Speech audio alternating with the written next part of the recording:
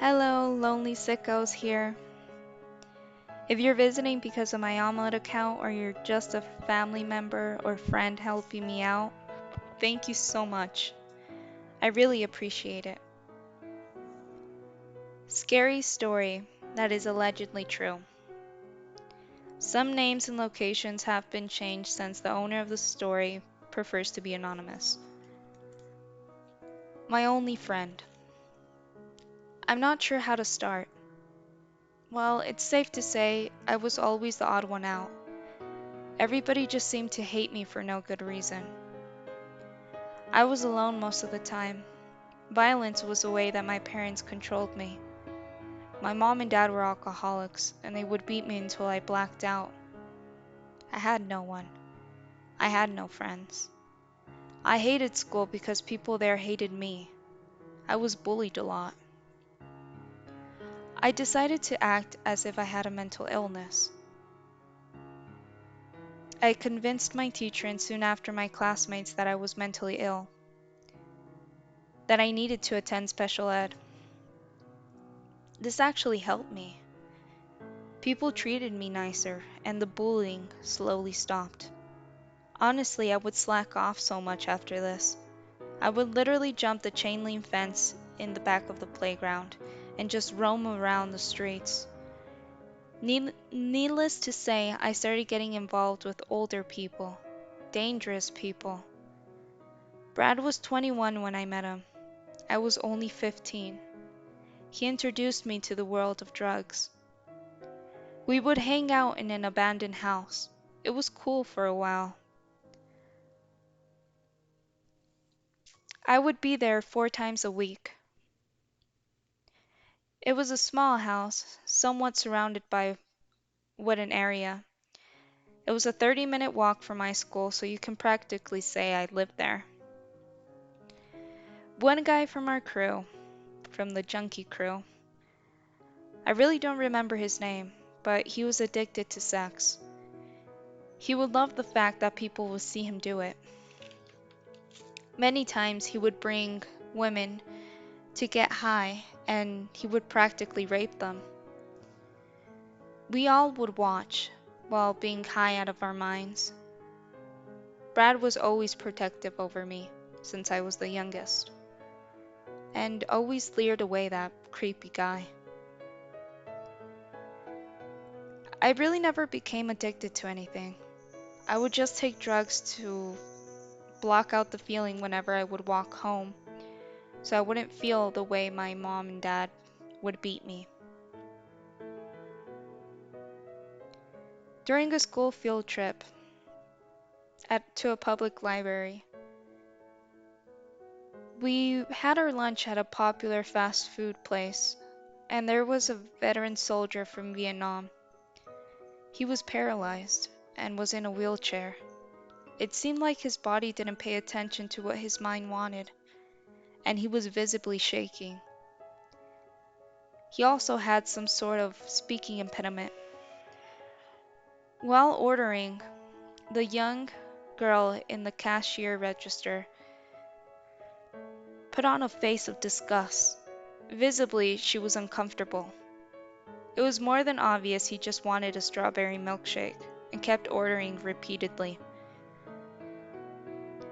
But it was kinda hard to understand him. Our whole class couldn't help but just stared at him. Poor man. He had beautiful tattoos on both arms, and his army dog tags as a necklace. He seemed so embarrassed, but at the same time strong. My teacher did something so unremarkable that I remember till this day. She walked up to the man and put her arms on his shoulder and asked him with a straight face what he wanted and helped him order. She did not give a look of disgust, did not treat him different, and it seemed like she was talking to anybody else.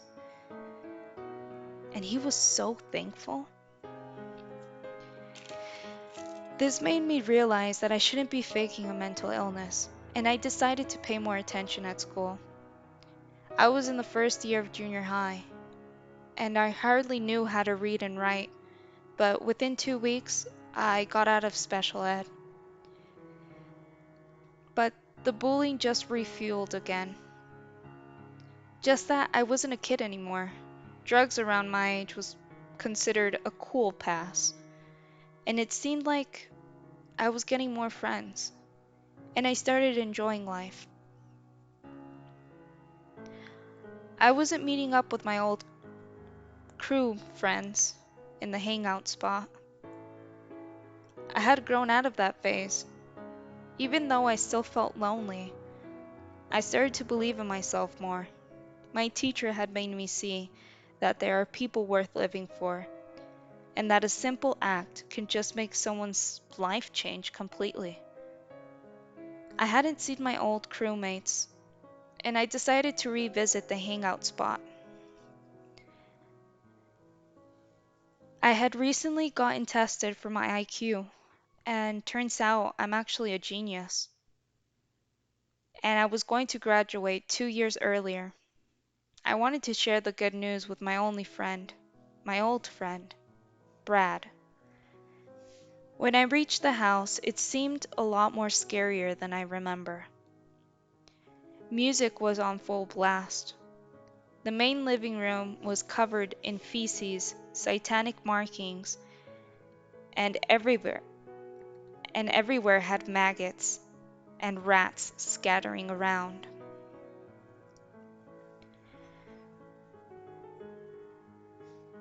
"Yo, nice to see you here," said Brad, sitting on a filthy couch.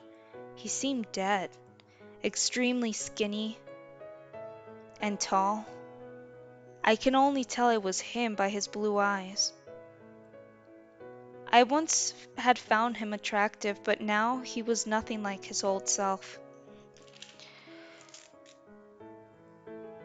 "I didn't take you as a fashion guy," I told him, trying not to vomit. I give him a huge smile.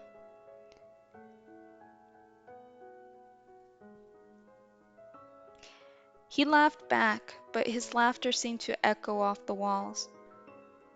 That's when it hit me. What am I doing with these people? I don't know them. What the hell am I doing here? I try to act normal and put my fears aside. My surroundings and everything just seemed to blur away while I was with Brad, until he had to take his daily dose of heroin. He brought out his junkie pack and said, "Want a hit?"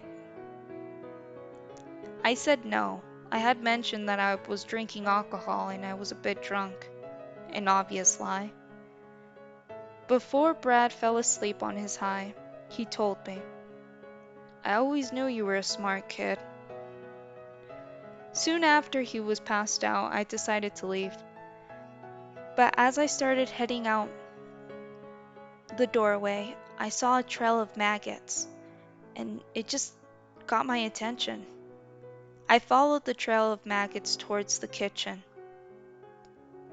I couldn't even manage a scream. It seemed like a cat's head on an old rusty sink.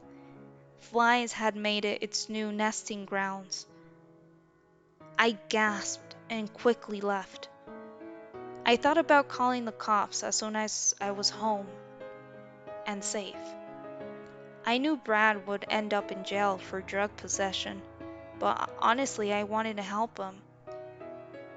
And I wanted him out of there. He was better in jail than in there. I waited about a week to call the police and made sure that the CC cameras on my old school captured me. The last thing I wanted to do was for Brad to know I had made the call, so I tried to make it as anonymous as possible. When the police asked me for my name and address, I decided to hang up. Stupid, I know. About a week went by and the police came to my house. They knew they had traced the call, and they knew that the call had been placed in my address. My parents couldn't speak English, they only spoke Italian. So when they came asking questions, I was present to help them translate. Then the detective realized that I was the only one who could speak English. He told my parents to leave the living room and pulled out some pictures. I know you have nothing to do with this.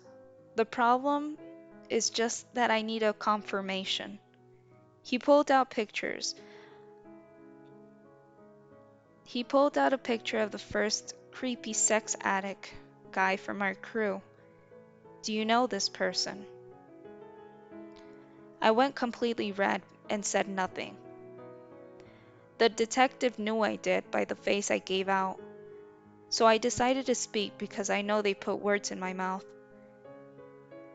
I don't know this guy, but I recently decided to revisit my old school and walked around for a bit, and I saw an abandoned house.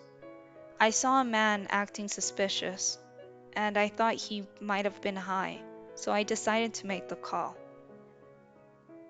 I'm thinking in my head, I know for a fact the security cameras at my old school had me in it before making the call. I stuck by my alibi, word by word, and I said nothing more. And the police officer couldn't say otherwise. All right, we're on the same page then. He pulls out another picture. This time, it's Brad. Old Brad. The young, attractive Brad. The 21-year-old man I had met the day in my loneliness. My only friend. I tried to act confused and said, "Yeah, I think that's the guy I saw." "Can you describe what he was wearing at the time you saw him?" Like I said, I didn't see his face much, but I try to think back at the time I saw him sitting at that dirty couch. Black jeans, a bluish worn out t-shirt. Is everything okay? Well, I'm sad to say, I'm sad to inform you, but we found human remains